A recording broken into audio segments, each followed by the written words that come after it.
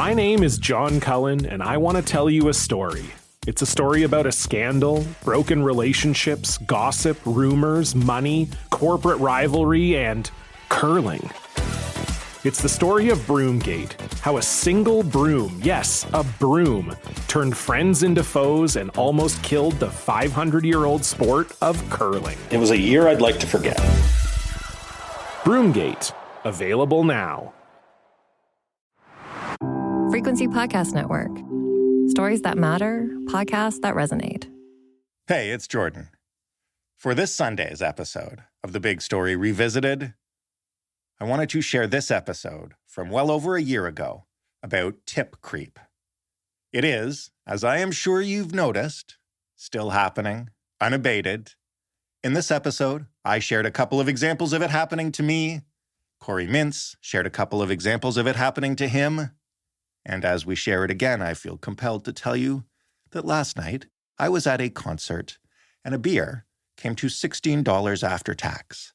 The lowest prompt on the card machine asked me to tip 20%. So yeah, this episode has been on my mind. If you're hanging around on Sunday looking for a listen, I hope you enjoy it. We'll be back with a fresh big story tomorrow morning. I'll start with my little story about tip creep. You probably have a story or two as well. So there's a little craft brewery near my house, and they're great. I occasionally go there for a quick lunch or dinner and a pint, or whatever. And the service, the food, and the beer are always fantastic. And so when the server brings the machine over and it offers me a prompt to tip 18 or 20 or 25%, I hit 20%. That's all good. It's a really nice little small business interaction, as it should be. Now, I also go to this brewery to purchase cans of beer to drink at home or to bring along when we're invited to someone's house. I will take my own bag. I will walk up to that counter. I already know exactly what I want because this is my local spot, and I ask for it. And the clerk manning the bottle shop will get about a dozen cans from the fridge and put them in my bag, and then hand over the machine for me to pay for it. And I get the exact same prompt, encouraging me to tip 18 to 25% for the act of putting a dozen cans in a bag. It's awkward to decline to tip, and besides, I like the place, so I usually just hit other, and I tip $1 or $2, the same way you would if a bartender poured you a beer. That's my story. There are others. Our guest today has been chronicling them. And the point of discussing this issue is not to whine, it's not to shame service workers, and it's not to tell you to stiff them or any of that stuff. It is to ask some questions about what has happened to the practice of tipping over the past few years. As society has increasingly gone cashless, as tip prompts have risen, as new businesses begin to ask for tips, and as employees, whose living wage should be covered by the company that pays them, find themselves relying on increasingly generous strangers to make ends meet. It is really easy to look at a tip as an interaction between two people. But it's not. It's an interaction between competing economic systems. And right now, one of those systems is changing rapidly, and the other isn't. And that's it.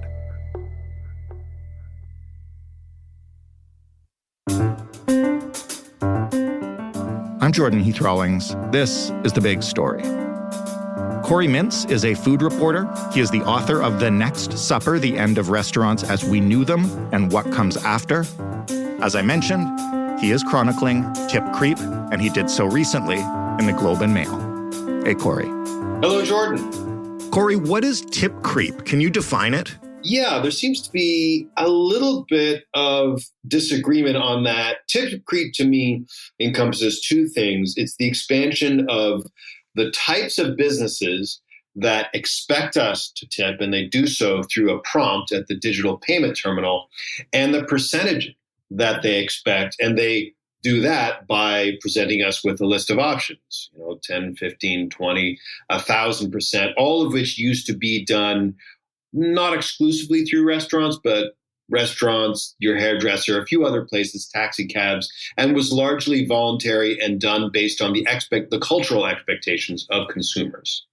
When did tip creep begin? I know it's probably hard to point to a specific date, but like, is this a pandemic thing or does it go back further than that?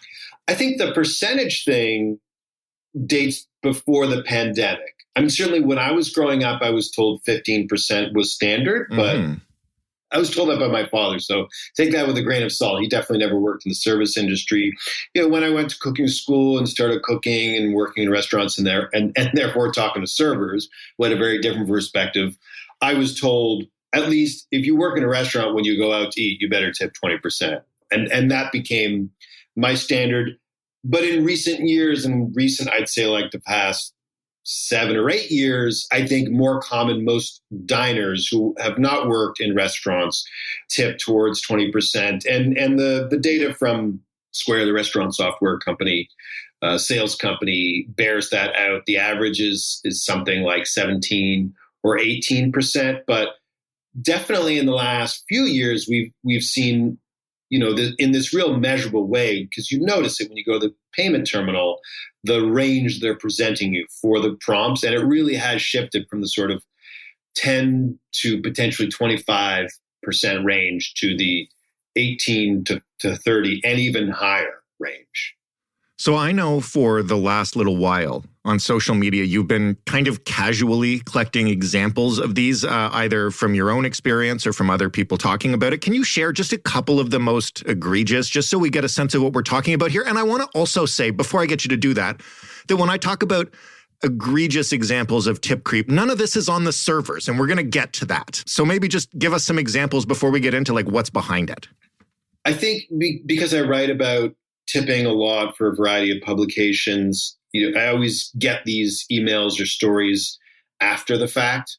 In terms of egregious, the thing that really set me off was I'd written something about tipping recently. I think it was when Starbucks introduced their tipping, and I wrote something for NBC about that, specifically at the drive-through, and it really seems to have divided both customers and employees.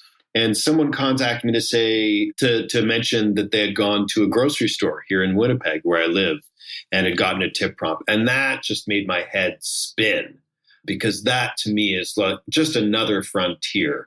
And I, of course, wanted to know privately which place. And it turned out to be more of a boutique upscale place. Nevertheless, I went myself to check it. I just had to know firsthand. And I went, and they have sort of I wouldn't call it a coffee bar, but they serve coffee within the place, and that's where the cash is. And maybe that's some justification that it's almost like a barista, but it's not. I went to buy, bread, and I got a tip prompt. That was really the moment for me that said, if we don't start having a discussion about this, as consumers, to understand what this is, what it means, the causes for this, and I would argue and fight back against it and say no, then it just is going to be tipping everyone, everywhere, all the time.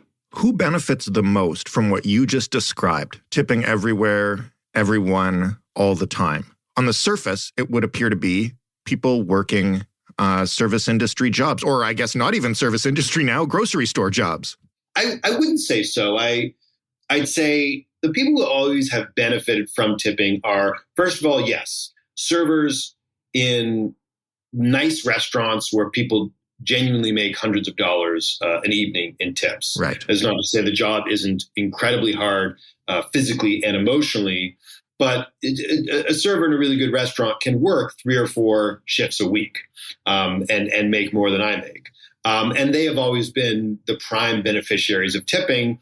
But next to that, there's also customers. There's a certain type of customer, maybe even a very large segment of customers, who really enjoys and values the power they have over servers through tipping. It's part of their restaurant experience. They often express it as, tipping is how I let someone know they did a good job, or it's, how I let them know they didn't have a good job. That's insane. You don't work on tips. I don't work on tips. Police don't work on tips. Dentists, I can keep naming professions. You get the impression. Most people are able to do their jobs without being incentivized by tips. And people who work in a sales capacity who receive a commission, that's a very different thing. The tip is not, their commission is not determined by the customer, and it's built into the price, which is a separate thing we can get into.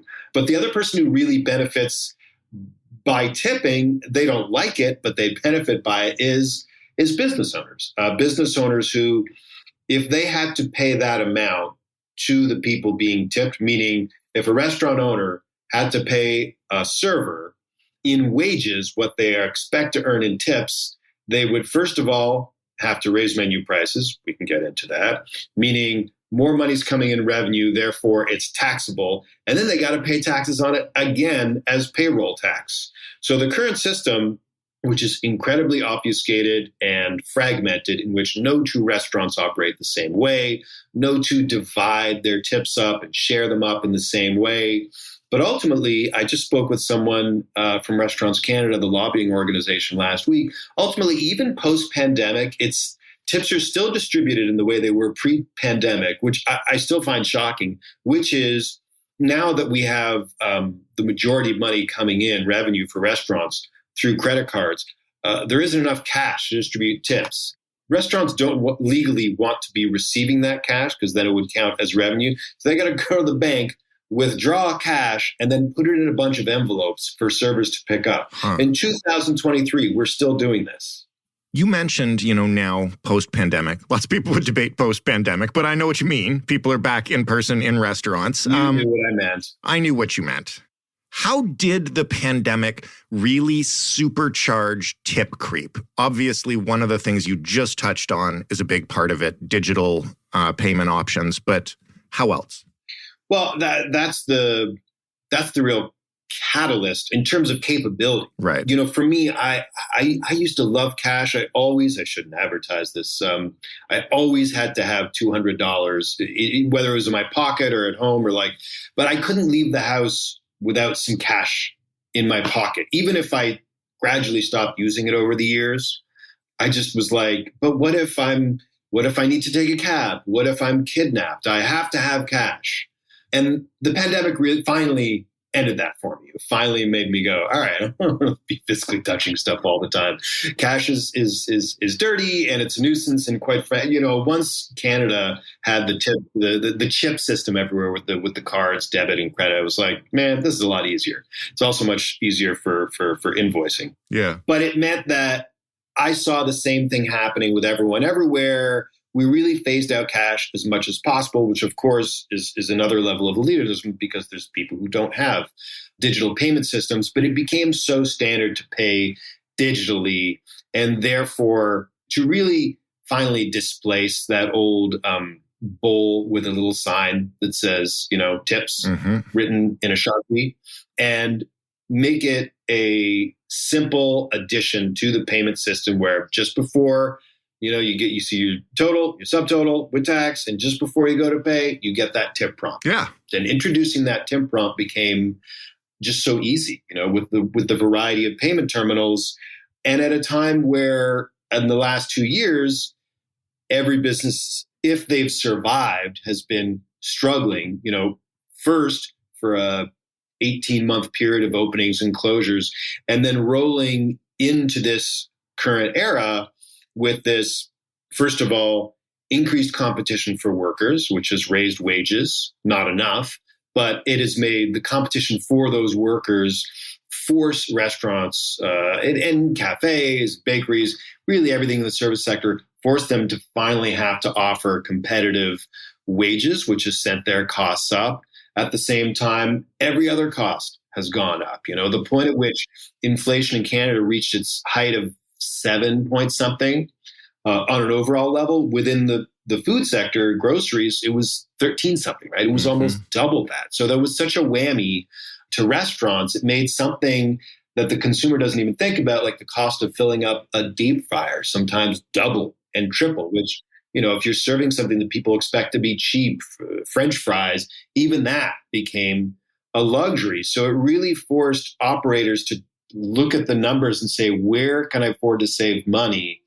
And that's where it scares me, because it pushes them into the zone of saying, what if I could pull the same scam that restaurants have been pulling for decades, which is to get customers to subsidize my labor costs through tipping, and we'll pretend it's voluntary.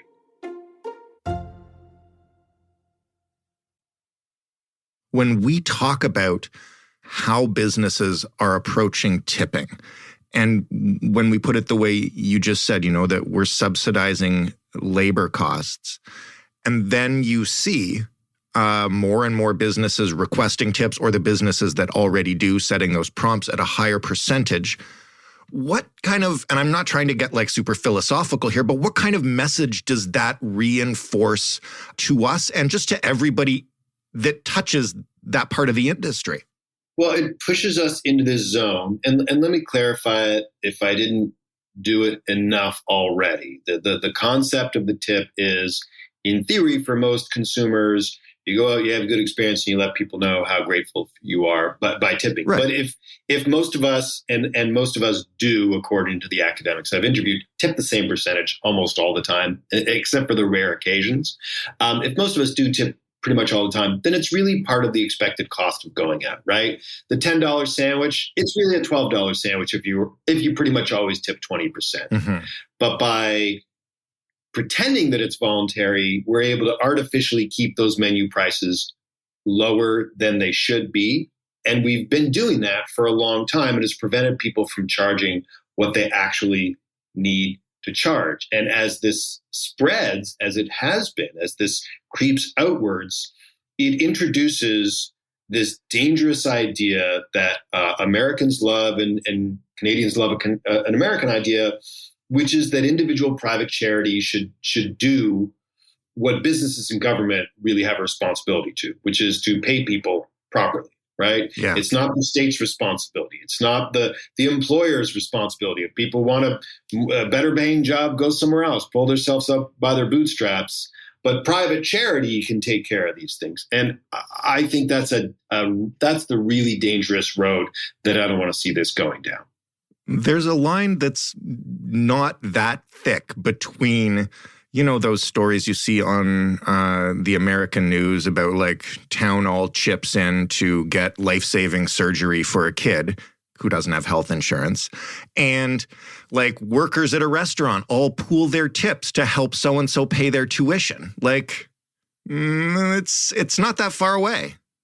Yeah, tipping is, you can call me out on this if I'm wrong. Tipping is on a micro level the equivalent of, in America, what we see every day, the crowdfunding for something that the government should be providing, right? The crowdfunding for someone's surgery, right? Yeah, and in this case, it's just what the ownership of the restaurant, cafe, et cetera, should be providing, which is, to your point at the beginning of all this, is a living wage. And if they're providing that, then you don't necessarily need to subsidize it with tips. And theoretically, at least, tipping goes back to being something you do because you had an amazing experience or a horrible one.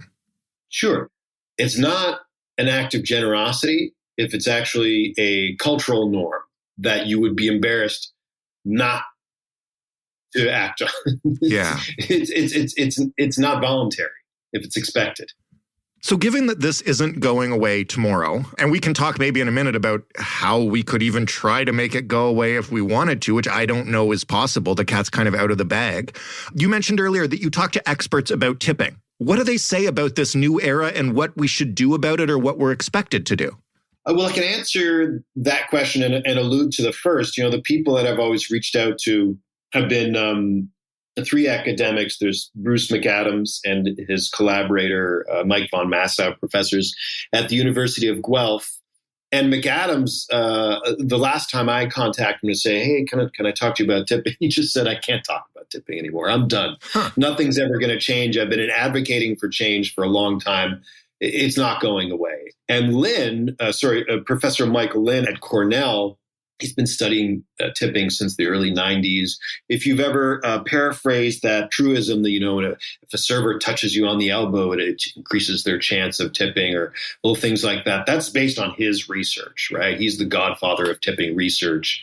And he said to me, these conversations are cyclical, at least as far as he knew. It goes back to the 70s. Every 5 or 10 years, there's some sort of incident that sort of sparks discussion and people talk about it, but ultimately tipping isn't going anywhere. And one of the things that compelled me to sort of frame that Globe and Mail piece the way that I did was this quote I saw from Professor Lin in CNN, where he just said, "I don't know how much to tip anymore, and I study this." The idea of him throwing up his hands and going, God, I don't know. Well, that's how I feel too, and clearly how you feel. If he's been studying tipping for 30 years and he doesn't know, how much does any person walking into Starbucks know what the cultural expectation is? Certainly in that split second. But if we, as we've seen this sort of go round and round, there are the restaurants who put an effort into it, and everyone likes to cite the example of the Danny Myers group, the Union Square group, which went no tipping, I think 2015, and then reverted back. And, the naysayers like to cite that as an example of it can't be done. I'd argue it's an example of a maybe too large a company trying to do it maybe in a way that didn't work. The companies, including, I've worked as a consultant for a restaurant that eliminated tipping, and they just contacted me recently to say it's almost a year later. We've held on all our staff and our sales, which is our number one worry. So if you're really committed, it can be done, but it's still going to be an infinitesimally small percentage of operators who want to do that. I don't think tipping is going away anytime soon. It is a deeply entrenched part of our culture that people are taught but not taught to think about. And it's codified into our laws all across Canada and the United States through laws in most regions. Ontario recently actually eliminated this, and I believe so did BC, of paying people less when they're tipped, meaning because you earn tips, legally you can be paid less than the minimum wage. And when you've got something like so worked into our labor laws like that, it's kind of hard to make a change. It's not exactly the number one issue for people today. So there's no political will to make that happen. If governments wanted to, though, what would they do? And I ask this because during this conversation, you've kind of mentioned a few times that, places can use tips as a way to get around taxes on paying employees and a way to move money around that perhaps should be, clearly defined as what they're spending it on.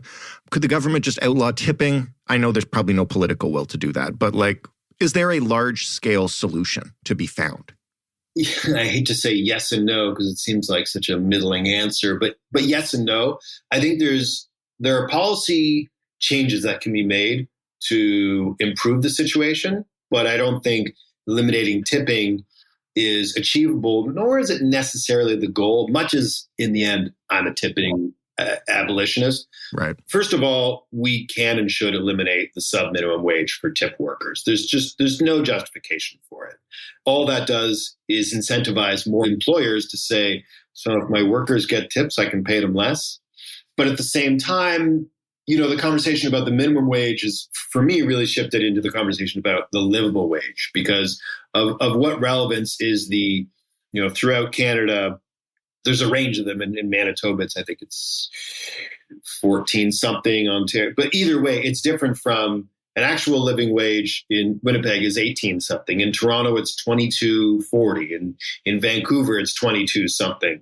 Mandating that is what would make a difference. What I just suggested is so far-fetched. And also mandating a 30%, basically requiring the minimum wage to be equivalent to a calculated livable wage is, it's anathema to the business community. I would argue that the modern definition of a business should include one that pays its people enough to be afford to live in the place where they work. Otherwise, what value is this business? What good do they contribute other than to the primary stakeholders? But there's something that consumers can do, which is to ask about that, particularly at this time where we're seeing this tip prompt. That's what I do. So how do you do that? Because that was going to be my last question. You know, I can't figure my way around this. I run into places where I don't feel like I should be tipping, but I'm getting the prompt and I feel bad for, you know, for skipping it. And I don't know a tactful way to handle it without just, you know, shutting up and paying 20%, which, listen, in many cases I don't mind doing, but also it feels like I'm just not getting something. I'd say, first of all, I do what you just said. I shut up and I pay 20%. That's what I do. Yeah. But that's the first step, because I do have questions, but I shouldn't be asking my questions to the person behind the counter who didn't make these rules, who doesn't need to be put on the spot from some dude who just walked into the store who's like, let me pester you about your business's policies. And I don't want to inconvenience the people standing behind me in line. And we're going to have like a policy discussion while, you know, the person behind me wants their breakfast burrito. But if this is a place of more than passing interest, like I didn't just jump off the highway, then I take the time. I look at their website, I find the contact information, I write an email to the owner, and I ask, like, do you pay a living wage? Because that's really all that matters. If they don't, why don't they, right? If they do, then the tipping's fine. And if you want to tip on top of that, now you know, great. So they pay a living wage as it is calculated in the region where you live. And if you want to tip on top of that, great. That's a cherry. That's a bonus. But I don't have to worry that the people who work there like can't afford to get to and from work or pay rent.